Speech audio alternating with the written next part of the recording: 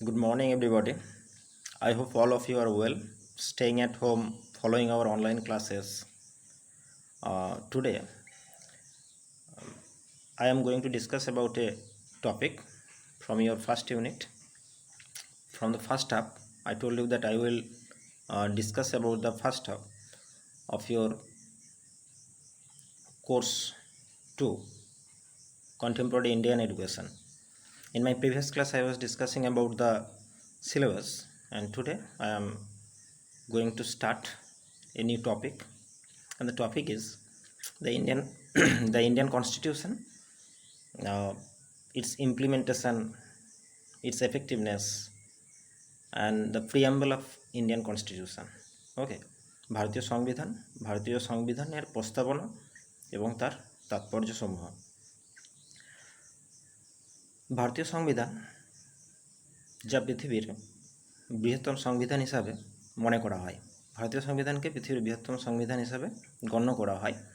এই সংবিধানটি রচনার দায়িত্ব দেওয়া হয়েছিল ডক্টর বি.আর. আম্বেদকর, ডক্টর বাবা সাহেব ভীমরাও আম্বেদকরকে, এবং তার নেতৃত্বে গঠিত কমিটির হাতে 1948 খ্রিস্টাব্দে সংবিধানের প্রথম খসড়া প্রেস করা হয় 1948 খ্রিস্টাব্দে। তার পরবর্তী সময়তে অর্থাৎ 1949 খ্রিস্টাব্দে 25শে নভেম্বর ভারতীয় গণপরিষদ সংবিধানটি গ্রহণ করেন এবং 1950 খ্রিস্টাব্দের 26শে জানুয়ারি ভারতীয় সংবিধান প্রবর্তিত হয়, যা পৃথিবীর বৃহত্তম সংবিধানের বৈশিষ্ট্য ধারণা করে বলে মনে করা হয়। ভারতীয়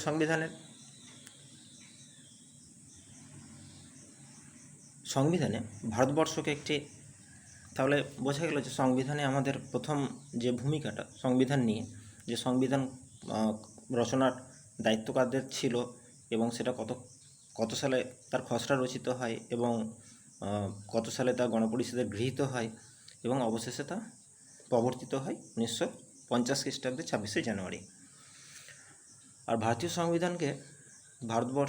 সংবিধানে ভারতবর্ষকে একটি স্বাধীন সার্বভৌম গণতান্ত্রিক সাধারণতন্ত্র হিসাবে গ্রহণ করা হয়েছিল। চারটি জিনিস রয়েছে: স্বাধীন সার্বভৌম গণতান্ত্রিক সাধারণতন্ত্র।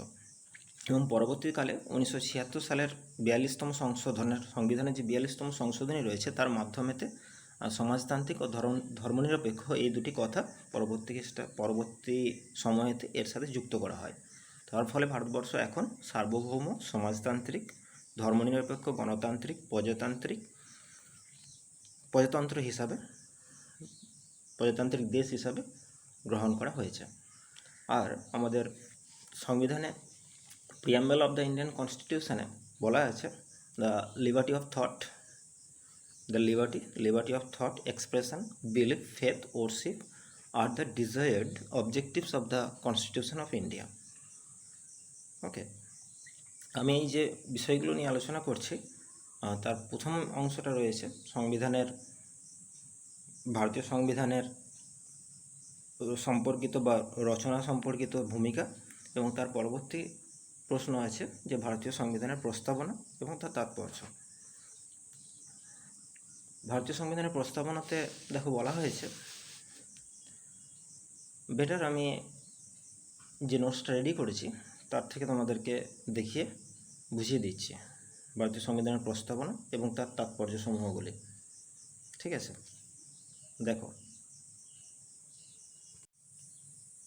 দেখো আমি বললাম যে আমি একটা নোটস রেডি করেছি। দেখো, প্রথমে প্রশ্নটা আছে ভারতীয় সংবিধানের প্রস্তাবনা ও তার তাৎপর্য আলোচনা করো। আমি এই অংশটা নিয়ে আলোচনা করে দিয়েছি, তবু আরেকবার বলে নিচ্ছি যে আমাদের দেশের সংবিধান, যা পৃথিবীর বৃহত্তম সংবিধানের বৈশিষ্ট্য ধারণা করে বলে মনে করা হয়, তার রচনার দায়িত্ব দেওয়া হয়েছিল ডক্টর বাবা সাহেব ভীমরাও আম্বেদকরকে এবং তার নেতৃত্বে গঠিত কমিটির হাতে। এবং 1948 খ্রিস্টাব্দের সংবিধানের খসড়া রচিত হয়, যেটাকে ড্রাফট বলা হয়, খসড়া। এবং 1949 খ্রিস্টাব্দের 25 নভেম্বর গণপরিষদে সেই খসড়াটি গৃহীত হয় এবং 1950-এর 26শে জানুয়ারি ভারতীয় সংবিধান প্রবর্তিত হয়। পরবর্তী সময়তে সংশোধন হয়েছে যেমন তারপরেই বলা আছে, দেখো, সংবিধানে ভারতবর্ষকে একটি স্বাধীন সার্বভৌম সমাজতান্ত্রিক ধর্মনিরপেক্ষ গণতান্ত্রিক সাধারণতন্ত্র হিসাবে গ্রহণ করা হয়। এটা হচ্ছে সংশোধনের পর, যে 1976 সালের 42তম সংশোধনের মাধ্যমেতে এই সমস্ত ভারতবর্ষকে একটি স্বাধীন সার্বভৌম সমাজতান্ত্রিক ধর্মনিরপেক্ষ গণতান্ত্রিক সাধারণতন্ত্র হিসাবে গ্রহণ করা হয়েছে। আর the preamble of the Indian কনস্টিটিউশনে বলা রয়েছে the liberty of thought, liberty of expression, liberty of belief, liberty of faith, liberty of worship আর the desired objectives of the constitution of India. Okay, এখন ভারতীয় সংবিধানের প্রস্তাবনা বা প্রিয়াম্বল অফ ইন্ডিয়ান কনস্টিটিউশনে কি বলা হয়েছে, যে ভারতীয় সংবিধানের প্রস্তাবনায় বলা হয়েছে যে আমরা ভারতের জনগণ ভারতবর্ষকে বা ভারতকে একটি সার্বভৌম সমাজতান্ত্রিক ধর্মনিরপেক্ষ গণতান্ত্রিক সাধারণতন্ত্র হিসাবে গড়ে তুলতে নিষ্ঠার সঙ্গে শপথ গ্রহণ করছি এবং তার নাগরিকের জন্য সামাজিক, অর্থনৈতিক ও রাজনৈতিক ন্যায় বিচার, চিন্তা, মত প্রকাশ, ধর্ম, বিশ্বাস ও উপাসনার স্বাধীনতা, মর্যাদা ও সুযোগ সুবিধার সমতা সৃষ্টি এবং তাদের সকলের মধ্যে ব্যক্তির মর্যাদা এবং জাতীয় ঐক্য ও সংহতি সুনিশ্চিত করার জন্য যাতে সৌভ্রাতৃত্বের ভাব গড়ে ওঠে, তার জন্য আমাদের গণপরিষদে আজ 1949 সালে 26শে নভেম্বর এই সংবিধান গ্রহণ ও বিধিবদ্ধ করছি এবং নিজেদের অর্পণ করছি। এটা হচ্ছে প্রিয়াম্বল অফ ইন্ডিয়ান কনস্টিটিউশন। ভারতীয় সংবিধানের প্রস্তাবনায় এই কথাগুলি উল্লেখ করা রয়েছে। এর পর হচ্ছে যেটা তোমাদেরকে হুবহু যা আছে এটা মনে রাখতে হবে। এরপরে যেটা রয়েছে ভারতীয় সংবিধানের তাৎপর্যসমূহ, এবং তাৎপর্যসমূহ ব্যাখ্যা করতে গিয়ে যে কোনো সংবিধানের এটাকে 3টে ভাগে ভাগ করা হয়েছিল। একটা হচ্ছে রাষ্ট্র ব্যবহারের প্রকৃতি, রাষ্ট্র ব্যবস্থার আদর্শ, আর সংবিধানের উৎস ও সংবিধান গ্রহণের তারিখ। ঠিক আছে, 3টে ভাগে ভাগ করা হয়েছিল মেনলি প্রস্তাবনাটাকে। প্রথম অংশটা মানে আমাদের এই স্বাধীনতা পর্যন্ত এই অংশটাকে বলা হচ্ছে রাষ্ট্র ব্যবস্থার প্রকৃতি, আর ওই সৌভ্রাতৃত্ব গড়ে ওঠে, সৌভ্রাতৃত্বের ভাব গড়ে ওঠে, এই অংশটা হচ্ছে রাষ্ট্র ব্যবস্থার আদর্শ, আর শেষ অংশটা রয়েছে সংবিধানের উৎস ও সংবিধান গ্রহণের তারিখ।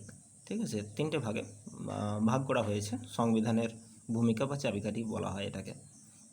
ভারতীয় সংবিধানের তাৎপর্য ব্যাখ্যা করতে গেলে, যেহেতু এটা পৃথিবীর সর্ববৃহৎ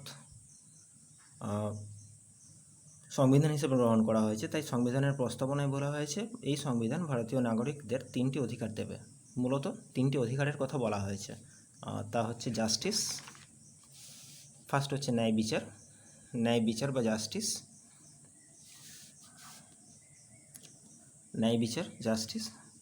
স্বাধীনতা লিবার্টি, আর হচ্ছে সমতা বা ইকুয়ালিটি।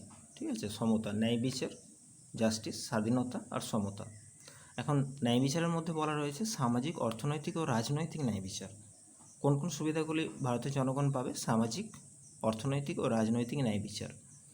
আর দ্বিতীয়ত বলা রয়েছে স্বাধীনতার মধ্যে রয়েছে কী কী স্বাধীনতা পাবে? স্বাধীনভাবে চিন্তা, মত প্রকাশের স্বাধীনতা, ধর্মীয় নিয়মকানুন ও উপাসনার স্বাধীনতা বা অধিকার।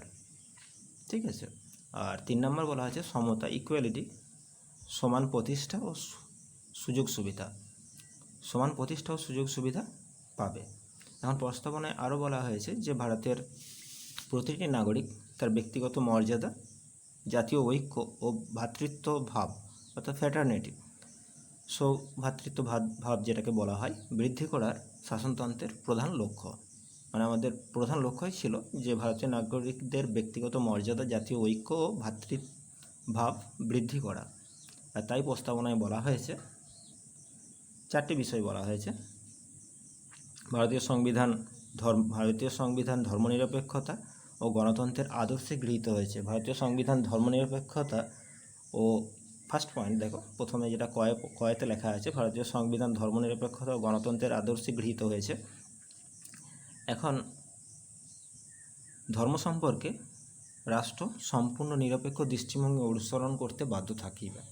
মানে আমাদের দেশ ধর্ম সম্পর্কে সম্পূর্ণ নিরপেক্ষ দৃষ্টিভঙ্গি অনুসরণ করতে বাধ্য থাকিবে। আর দ্বিতীয়ত বলা রয়েছে ভারতীয়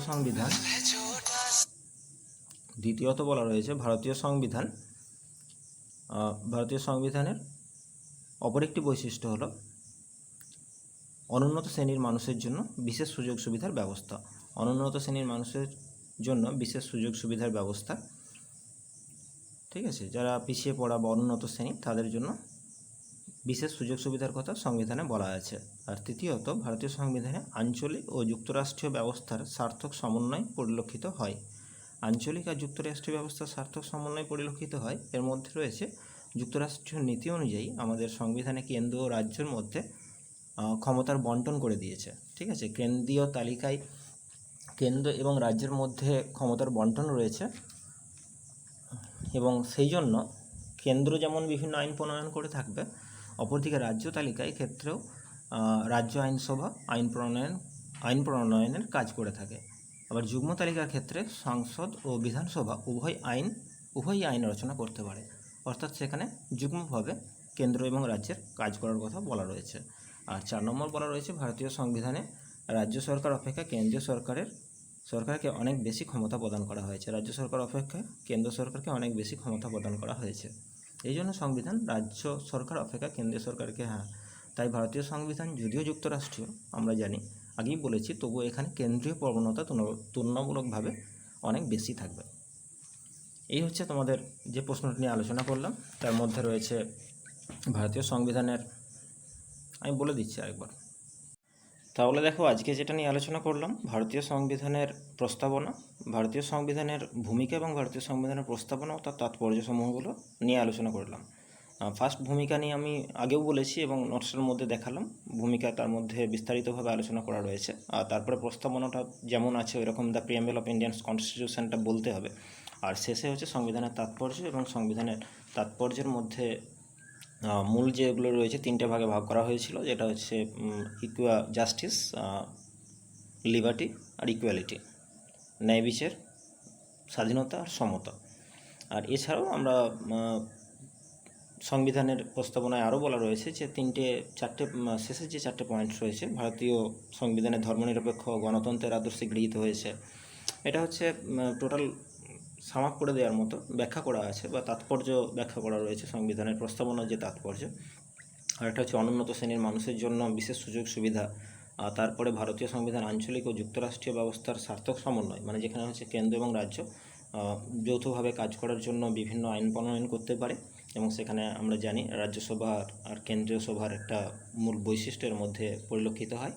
যদিও এটা যুক্তরাষ্ট্রীয় ব্যবস্থার সার্থক সমন্বয় ঘটেছে, তবুও আমরা শেষ পয়েন্টে দেখতে পাচ্ছি যে কেন্দ্র সরকারকে অনেক বেশি ক্ষমতা প্রদান করা হয়েছে রাজ্য সরকারের থেকে।